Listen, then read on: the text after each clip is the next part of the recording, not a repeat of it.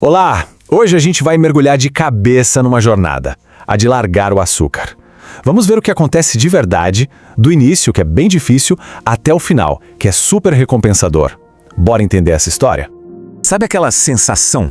Come um doce, fica super ligado e de repente, bum, a energia despenca e só sobra o cansaço, mau humor.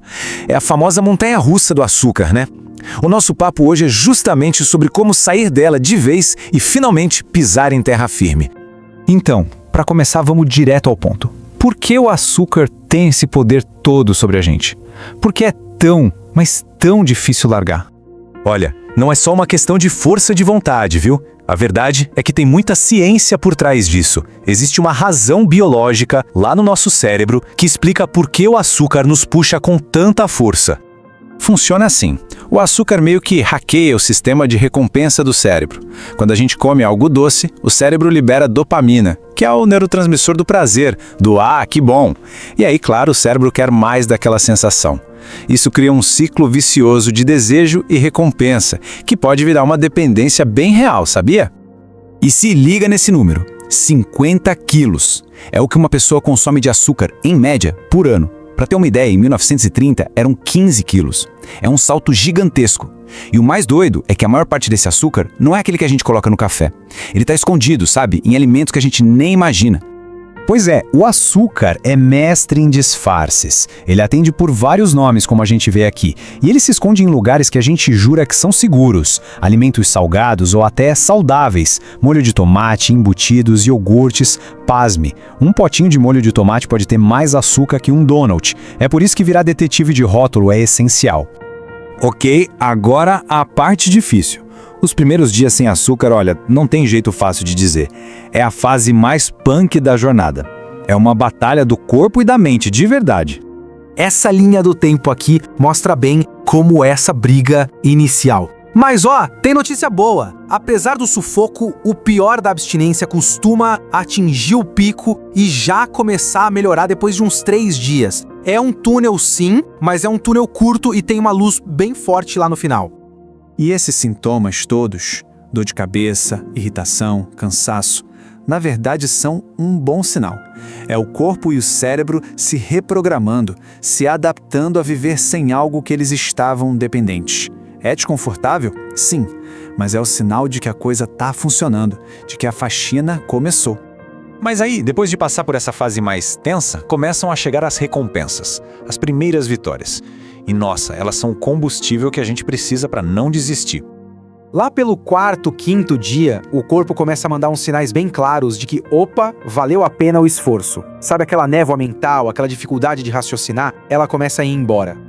E o que a gente pode esperar nessa primeira semana? Menos inchaço, uma energia muito mais estável, sem aquela montanha-russa, sabe? O sono melhora, a cabeça fica mais clara e até aquela fome que não passa começa a diminuir. Tudo isso acontece porque, sem o açúcar, o corpo para de sofrer com aqueles picos e quedas de glicose e começa a encontrar um novo equilíbrio. Essas primeiras vitórias são ótimas, dão um gás danado, mas a grande virada de chave, a transformação de verdade, acontece no longo prazo. É aí que a qualidade de vida muda da água para o vinho. Por exemplo, a pele. O excesso de açúcar é tipo um inimigo do colágeno, aquela proteína que deixa a pele firme. Quando a gente corta o açúcar, a gente protege nosso colágeno. O resultado? Uma pele com menos oleosidade, menos espinhas, uma aparência muito mais saudável, mais viva. Outra coisa importantíssima, a saúde do fígado. Largar o açúcar adicionado diminui, e muito, o risco da tal doença hepática gordurosa. Basicamente, a gente dá uma folga para o nosso fígado, um dos órgãos mais trabalhadores do corpo, para ele poder se regenerar e funcionar direitinho. E tem mais, a inflamação. Uma dieta cheia de açúcar deixa o corpo num estado de inflamação crônica. É como se o alarme de incêndio ficasse ligado o tempo todo, sabe? Diminuir o açúcar ajuda a desligar esse alarme. Isso pode aliviar dores nas juntas e, o mais importante, proteger nosso coração.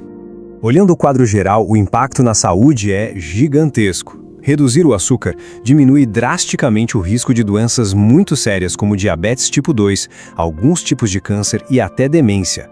É uma mudança que reverbera por todo o corpo. Beleza, já entendemos o porquê. Agora a pergunta de $1 milhão: como? O segredo está numa estratégia inteligente que dê para levar para a vida, sem sofrimento. Aqui está um tipo de kit de ferramentas bem prático. A ideia não é cortar tudo de uma vez, mas ir aos poucos.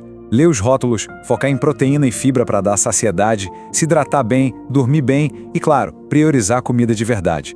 O foco é em criar hábitos inteligentes, não em restrições malucas.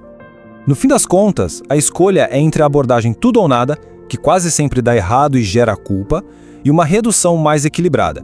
A segunda opção é a que funciona a longo prazo. Não é sobre se punir, é sobre construir uma relação mais saudável com a comida, reeducar o paladar para sentir o gosto de verdade das coisas. E essa frase resume tudo, né? O objetivo não é transformar o açúcar num vilão, mas sim entender o efeito que ele tem na gente. É sobre ganhar autonomia e poder fazer as próprias escolhas de forma consciente. É sobre estar no controle. E para fechar, fica essa reflexão. E se a gente parar de ver isso como uma restrição e começar a ver como liberdade? Liberdade de não ser refém dos desejos, liberdade de ter mais energia, de cuidar da saúde. Pensando bem, é uma troca que talvez valha muito, mas muito a pena.